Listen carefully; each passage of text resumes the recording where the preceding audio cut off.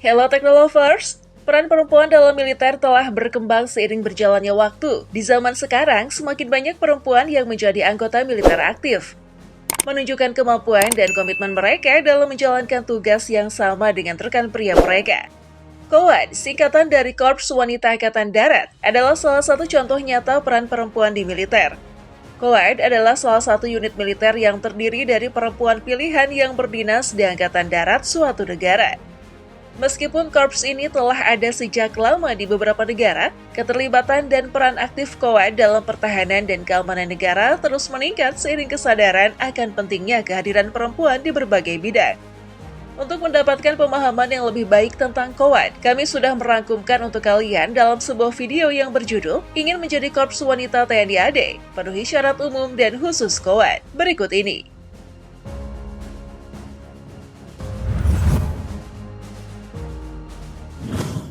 Tentara Nasional Indonesia Angkatan Darat atau biasa disingkat TNI Angkatan Darat atau TNI AD adalah salah satu cabang angkatan perang dan merupakan bagian dari Tentara Nasional Indonesia atau TNI yang bertanggung jawab atas operasi pertahanan negara Republik Indonesia di darat. Menjaga keamanan wilayah perbatasan darat dengan negara lain, melaksanakan pembangunan dan pengembangan kekuatan di darat dan melaksanakan pemberdayaan wilayah pertahanan di darat.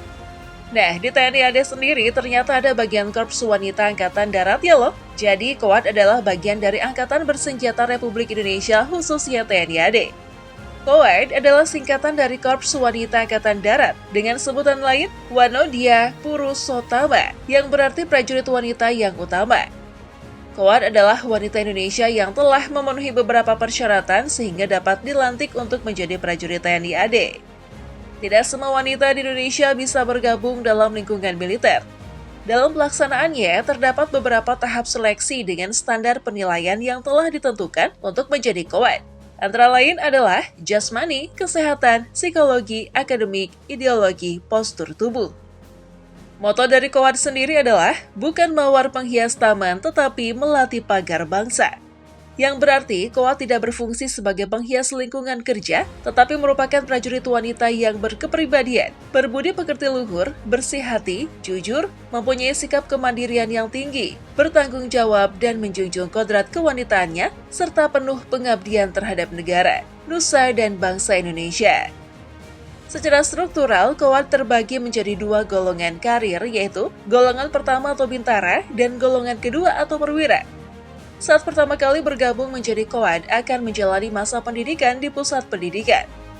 Tapi ini, apa kalian tahu kalau organisasi satu ini merupakan hasil dari perjuangan perempuan? Ya, pembentukan Korps Wanita Angkatan Darat juga dikenal sebagai KOAD. Diilhami oleh perjuangan para pahlawan wanita Indonesia yang berjuang untuk mempertahankan kemerdekaan Indonesia serta upaya para pendahulu untuk meningkatkan kesejahteraan wanita. Untuk itu, pada tahun 1959, Kolonel Dr. Sumarno, asisten 3 personal Kasad, menyampaikan pendapatnya tentang penggunaan personel militer wanita untuk bidang-bidang penugasan tertentu yang membutuhkan ketekunan, kesabaran, ketelitian, dan sifat-sifat keibuan yang menjadi sifat natural wanita untuk meningkatkan afiliasi organisasi. Sebagai realisasi pembentukan KOAD dikeluarkan Surat Keputusan Pangap nomor 1056-12-1960 tanggal 21 Desember 1960. Lahirlah Korps Wanita Angkatan Darat. Meskipun KOAD disahkan pada tanggal 21 Desember 1960, tetapi hari KOAD ditetapkan tanggal 22 Desember.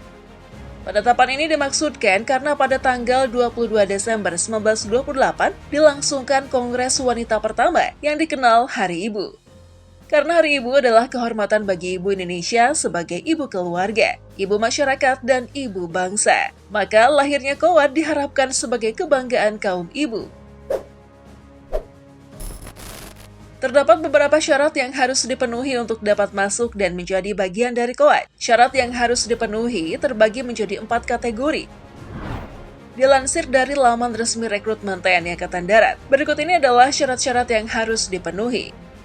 Persyaratan umum, warga negara Indonesia atau WNI, beriman dan bertakwa kepada Tuhan Yang Maha Esa, setia kepada NKRI yang berdasarkan Pancasila dan Undang-Undang Dasar 1945, tidak memiliki catatan kriminalitas yang dikeluarkan secara tertulis oleh Polri, sehat jasmani dan rohani, serta tidak berkacamata. Tidak sedang kehilangan hak menjadi prajurit berdasarkan putusan pengadilan yang telah memperoleh kekuatan hukum tetap.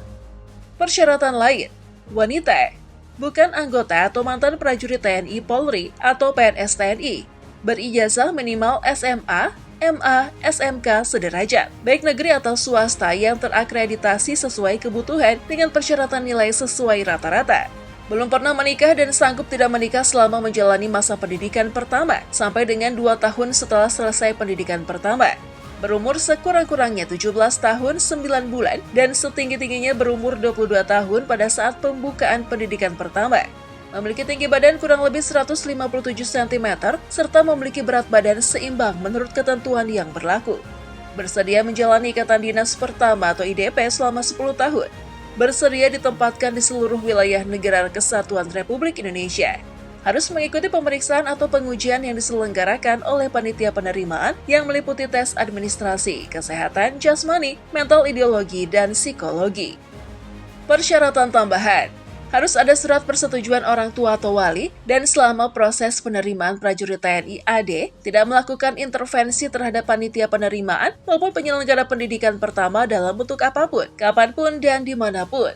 Orang yang ditunjuk sebagai wali dari yang bersangkutan berdasarkan surat keterangan dari kecamatan. Bagi yang memperoleh ijazah dari negara lain atau lembaga pendidikan di luar naungan Kemendikbud, harus mendapat pengesahan dari Kemendikbud. Tidak memiliki tato atau bekas tato dan tindik atau bekas tindik, kecuali yang disebabkan oleh agama atau adat. Bersedia mematuhi peraturan bebas KKN, baik langsung maupun tidak langsung. Apabila di kemudian hari terbukti secara hukum melanggar aturan dalam pendidikan pertama, maka harus bersedia dinyatakan tidak lulus dan atau dikeluarkan dari Dikma. Memiliki kartu BPJS atau Badan Penyelenggara Jaminan Sosial aktif. Persyaratan khusus yang harus dipenuhi berupa RIK atau uji sesuai dengan ketentuan.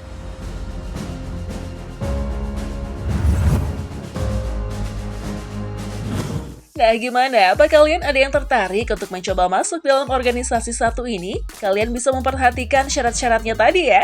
Oh iya, jangan lupa like, komen, dan share juga video ini ya. Oke, terima kasih sudah menonton dan sampai jumpa di video-video lain. Bye!